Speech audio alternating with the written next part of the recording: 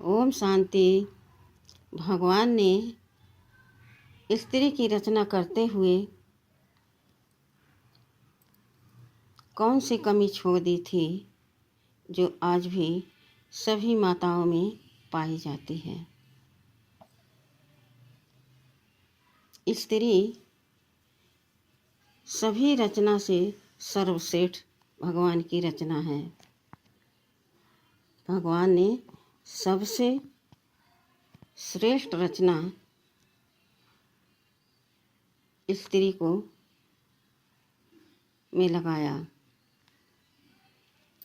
स्त्री एक माँ है, एक बहन है, एक बेटी है, एक पत्नी है। सभी को सुख, शांति, आनंद, प्रेम से भरपूर रखती है। माताओं में विशेषता है कि पुरुषों के अपेक्षा कितना भी उसके जीवन में संघर्ष आए, हिम्मत टूट जाए, लेकिन वह हिम्मत बनाए रखती है। अपने घर को संजोए रहती है। अपने पति के, बच्चे के, परिवार के प्रति अपना कर्तव्य पूजा मानती है। सर्वोपरि अपना कर्म ही श्रेष्ठ समझती है।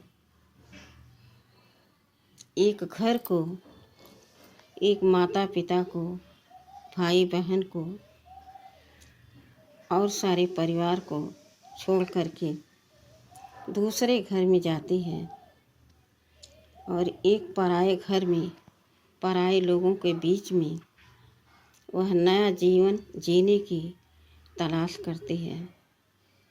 उसमें जिज्ञासा सदा बनी रहती है कि मुझे कुछ भी करके अपना जीवन और अपना परिवार सुखमय बनाएंगे। खुद दुख में रहती है, लेकिन स्वयं परिवार के प्रति खुशी, शांति देने की सदैव तत्पर रहती है। स्त्री का पहला यही स्वभाव है कि खुद बीमार रहेगी, खुद तकलीफ़ रहेगी, लेकिन बच्चों को, पति को, परिवार को कष्ट में नहीं देख सकती। सदैव उनके सुख में, शांति में रहने का प्रयास करती रहती है। जिस घर में नारी नहीं, स्त्री नहीं, चाहे जितना सुंदर मकान बना हो, लेकिन वह घर तब तक मकान रहता है, घर नहीं कहलाता है जिस घर में स्त्री न हो। और जहाँ स्त्री का सम्मान होता है, आदर होता है, वहाँ देवता भी निवास करते हैं। लेकिन यह भी बड़ी बात है कि स्त्री से ही दुराभाव होता है। फिर भी स्त्री भगवान की सर्वश्रेष्ठ रचना है। उसमें इतनी हिम्मत है, इतना बल है कि पहाड़ जैसे परिस्थितियों को वह सहन कर सकती है। एक समय ऐसा आता है कि वह टूट जाती है, बिखर जाती है, लेकिन अपनी धैर्य, अपनी सहन शक्ति को नहीं छोड़ती है। वह फिर से सब कुछ नए सिर से जोड़ती है और अपना घर फिर से सुख शांति से भर देती है। यही उसमें विशेषता है। तो घर में स्त्री हैं, हम उनका अपमान करते हैं और बाहर देवियों की पूजा करते हैं तो सोचो अंतर है या नहीं। चैतन्य देवियाँ हमारे घर में हैं, हम उनकी पूजा न करके, उनकी देख रेख न करके, उनको सुख प्रदान न करके, उनके प्रति शुभ भावना न रख करके हम केवल देवियों की पूजा करें तो क्या हमें घर में आने पर आनंद प्रेम मिलेगा? नहीं मिलेगा। इसलिए सदैव स्त्री का सम्मान करना चाहिए। एक बार भगवान स्त्री की रचना कर रहे थे और बहुत समय बीत गया। तब उनके पार्षद उनके पास गए और देखते देखते उससे रहा नहीं गया। उसने पूछ ही लिया कि हे विधाता, सृष्टि रचने में तो आपको इतनी समय नहीं लगा, लेकिन यह कौन सी रचना रच रहे हैं जो इतना समय हो जाने के बाद भी यह पूर्ण नहीं हुआ? तब भगवान अपने पार्षद से कहने लगे कि सुनो, यह मेरी सर्वश्रेष्ठ रचना है। यह रचना स्त्री नाम से जाना जाएगा, स्त्री रूप से जाना जाएगा। इसमें वह सारी विशेषताएं हैं जो होनी चाहिए।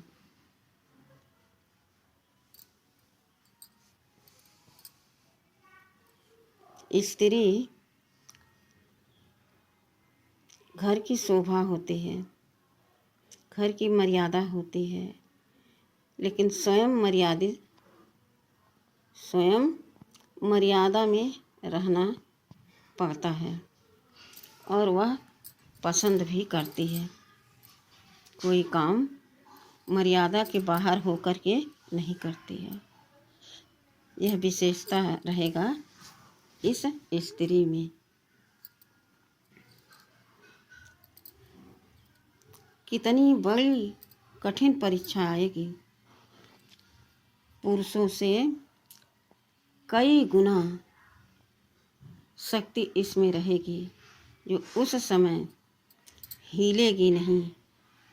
सहन करने की इतनी शक्ति होगी कि सब कुछ सहन करके उस परिस्थिति को पार कर जाएगी और फिर सुख शांति आनंद प्रेम से अपने घर को सजा देगी, खुशियों से भर देगी।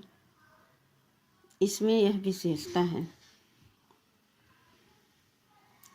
तब पार्षद ने कहा कि भगवान, जैसे आपने पुरुषों की रचना की है, सेम उसी तरह से यह रचना है। आप इसकी इतनी प्रशंसा कर रहे हैं पुरुषों की तुलना में, ऐसी विशेषता क्या रहेगी? तब भगवान ने कहा, पुरुषों जैसा हाथ नाक कान मुंह सब है, लेकिन इसमें सहन करने की, समाने की अद्भुत शक्ति होगी जो पुरुषों में नहीं होती है।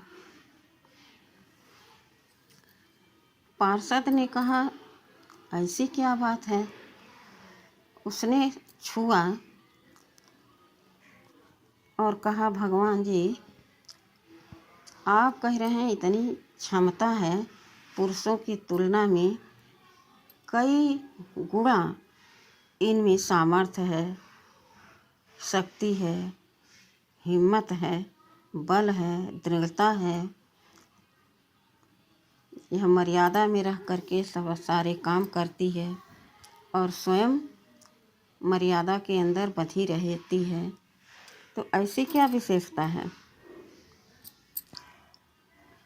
तो उसके मन में यह जिज्ञासा जाग गई। उसने भगवान से कहा, प्रभु हम छू करके देखें कैसी है। जब उसने छुआ तो उसने कहा, पार्षद ने भगवान से कहा, अरे प्रभु आप तो कह रहे हैं कि यह इतनी सामर्थ्यवान है, पुरुषों की तुलना में कई गुना इसके पास हिम्मत है हर प्रकार की। उसने छुआ तो इतना कोमल फूलों से भी कोमल उसको महसूस हुआ। वह विचार करने लगा और कहने लगा, प्रभु आपने इस रचना को तो इतना नाजुक बनाया है और आप कह रहे हैं कि पुरुषों में कई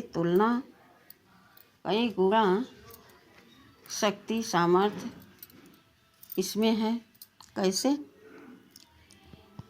तब भगवान ने कहा